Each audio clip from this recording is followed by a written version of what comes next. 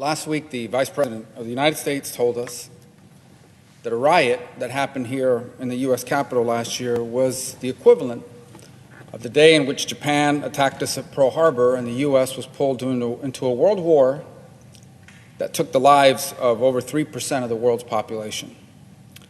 And yesterday we were treated to the President telling us that election laws that are being passed by various states across the country over the last year are basically the same, the equivalent of the segregation that existed in this country in the 1950s and 60s and before.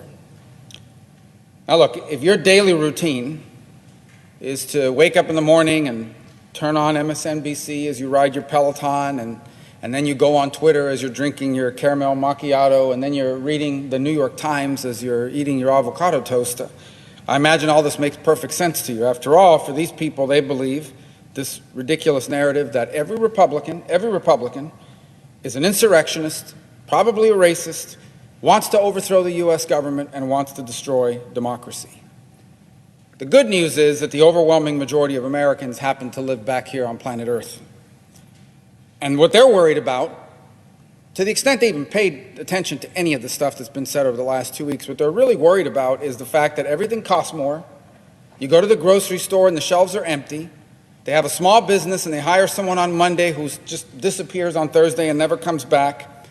You've got every day thousands of people illegally entering the United States across an open border. And by the way, we have a surge of violent crime and lawlessness across the country. That's probably what they're worried about. In fact, I know it is on a daily basis. But to the extent they paid attention to any of this, let me tell you something. First of all, I think almost everyone would tell you that what happened on January 6th here was a terrible thing. It should never have happened, and it should never happen again. But I don't care how many candlelight vigils and musical performances you have from the cast of Hamilton. You're not going to convince at least most normal and sane people that our government last year was almost overthrown by a guy wearing a Viking hat and Speedos. Okay? And I don't care how many of these speeches the president gives in which he shouts out this hyperbole and all this melodrama. You're not going to convince people that having a state pass a law that says, for example, that you have to produce an identification is the same as segregation. Nevertheless, despite the fact that that's what most people in this country are worried about is inflation and all these other things, that's not what we're working on here. That's not what we'll spend this week on. That's not what the priority of this administration has been. That's not what the president is giving speeches about. They don't care. You may care about inflation back home. They care about the fact their crisis is that there's some laws in this country, for example, some states in this country that do not automatically force everyone to register to vote. They just automatically register everyone. That's the crisis. They don't care that store shelves are empty. In fact, they've denied that the store shelves are actually empty. For them, the real problem is that states have laws, for example, that don't allow these roving gang of activists to bully people into turning over their ballot so they can show up at 6:59 p.m. on Election Day and just dump it on an elections official. And by the way, they don't seem overly concerned that there are Americans that will be fired or not allowed into a restaurant unless they can produce their papers, their vaccine card. The real problem is how dare you ask them to produce a voter ID, a photo ID in order to vote. That's their real problem. So how can this be? I mean, how can there be such an enormous disconnect between what real people in the real world care about and are talking about on a daily basis and what we're going to spend our time talking about here in these speeches that have been given over the last week? It isn't about the Capitol riot.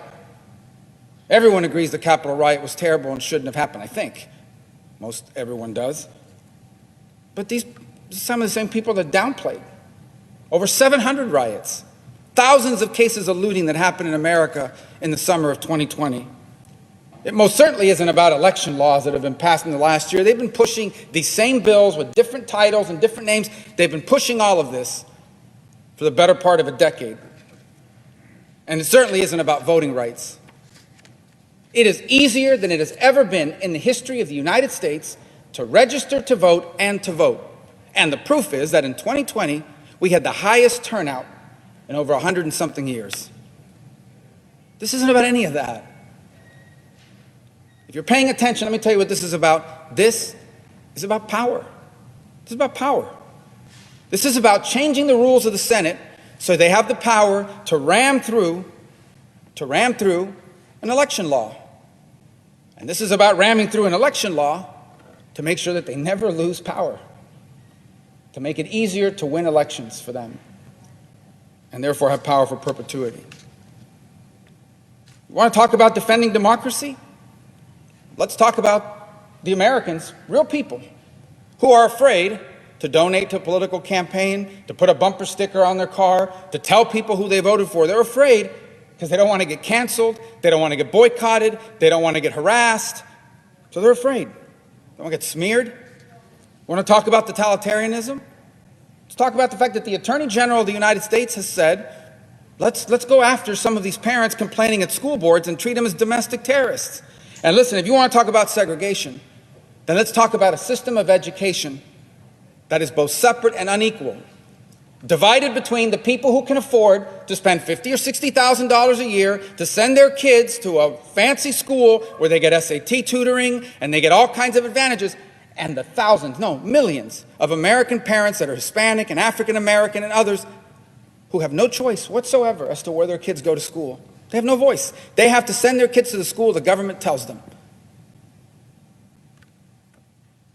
These people don't care about any of this because it's about power.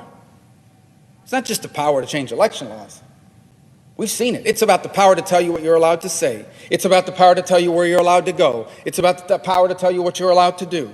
It's about the power to intimidate, to destroy, to smear, to call a racist, a bigot, a hater, anyone who dares get in your way, anyone who dares disagree with you. It's about the power to do that. Well, let me tell you something. I was raised by and have lived my entire life alongside people who lost their country, the country of their birth, to power-hungry people just like that. I warn you, do not stand by and allow it to happen to this one. I yield the floor.